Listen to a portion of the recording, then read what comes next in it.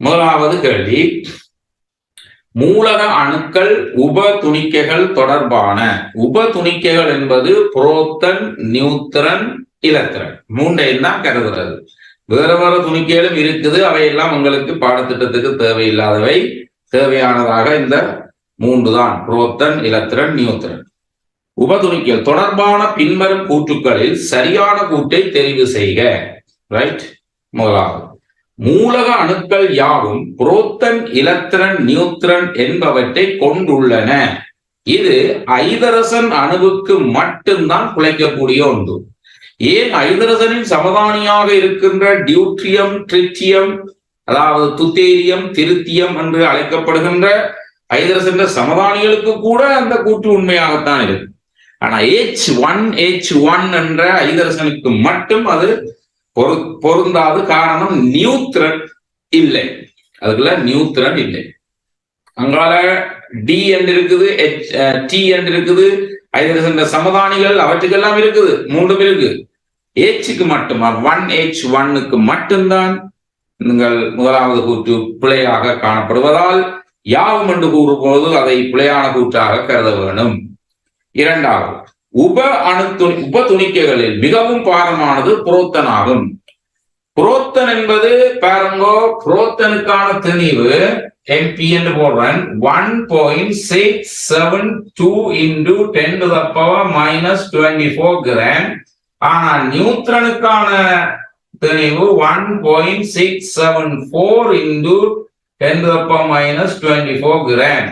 ஆனா இலத்திரன் திணிவு உங்களுக்கு அந்த அடிப்படை துணிக்கை 9.108 into 10 to the power minus 28 gram. அப்ப இலத்திரன் திணிவு மிக மிக சிறியது, அது தேவையில்லை எங்களுக்கு. ரைட். புரோத்தனா நியூத்திரனா என்று பார்க்கும்போது இந்த 672 674 காரணமாக நியூத்திரன் தான் மூன்று அடிப்படை துணிக்கைகளிலையும் திணிவு அதிகமான துணிக்கை, பாரமான துணிக்கை என்ற அதுதான். ஆகவே இரண்டாவது பிழையான கூற்று. புரோத்தன் என்று தானே சொல்லி இருக்கு, பிழையான கூற்று. மூன்றாவது, ஒரே மூலக அணுக்கள் வேறுபட்ட அடர்த்தியை கொண்டிருக்கலாம். ஒரே மூலக அணுக்களுக்குள்ளதான் சமதானிகளும் காணப்படலாம். சமதானி இல்லாத அணுக்களுக்கு அது ஓகேயா இருக்கு, சமதானி இல்லாத அணுக்களும் இருக்குது, அதுக்கு அது ஓகேயா இருக்கும் அந்த கூற்று. ஆனால் ஒரே மூலக அணுக்கள் சமதானியில கொண்ட மூலக அணுக்களுக்கு வேறுபட்ட அடர்த்தி காணப்படலாம், லாம் என்று தானே சொல்லிங்கிறது. அப்ப சரி, ஏனென்றால் திணிவு வித்தியாசம் வரைக்க அடர்த்தி வித்தியாசப்படும். திணிவின் கன அளவு தானே அடர்த்தி. இப்ப நீங்கள் ஒரே கன அளவுக்கு வச்சு கொண்டு பாருங்க, திணிவு வித்தியாசப்படுற சமதானிகள் வித்தியாசமான அடர்த்தியை கொண்டிருக்கும் என்பதால் மூன்றாவது விடை சரியானது. மூன்றாவது விடை சரியானது. மூலக அணுக்கள் ஏற்றமுள்ள துணிக்கைகளை கொண்டிருப்பதால், புரோத்தனுக்கு பிளஸ் இருக்கு, இலத்திரனுக்கு மைனஸ் இருக்கு, ஏற்றமுள்ள துணிக்கைகளை கொண்டிருப்பதால் அவை மின்னியல் ரீதியாக நடுநிலையானவை அல்ல. அணுக்கள் யாவுமே நடுநிலையானவை. இதுவரைக்கும் 118 மூலகங்கள் சகல அணுக்களும் நடுநிலையானவை. சமதானி இருந்தா என்ன, இல்லாவிட்டால் என்ன, நடுநிலையானவை. சமதானி நியூத்திரனால, ஏற்றம் இல்லாத நியூத்திரனால தானே வேறுபடுது. ஆகவே ஏற்றத்துக்கு பிரச்சனை வராது. சோ சகல மூலக அணுக்களும் மூலக நிலையில் நடுநிலையானவை. சோ நாலாவது பிழையான கூற்று, நடுநிலையானவை அல்ல என்று சொல்லி.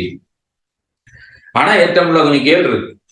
ஐந்தாவது, ஒரே மூலக அணுக்களில் புரோத்தன்களின் எண்ணிக்கையில் இலத்திரன்களின் எண்ணிக்கையில் வேறுபட்டவை ஆகும். தம்பி, அணுக்களில் என்று தெளிவாக சொல்லி இருப்பதால் புரோத்தனும் இலத்திரனும் சமனாகவே எப்போதும் காணப்படும்.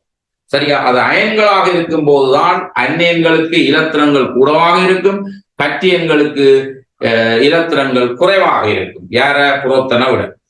அப்ப அது தற்போது பிழையான கூற்றாக கொள்ளப்படுகிறது. சரிதானே? வேறுபட்டவையாகுண்டா பிழை. சோ அப்ப முதலாவது கேள்விக்கு மூன்றாவது விடை பொருத்தமானது.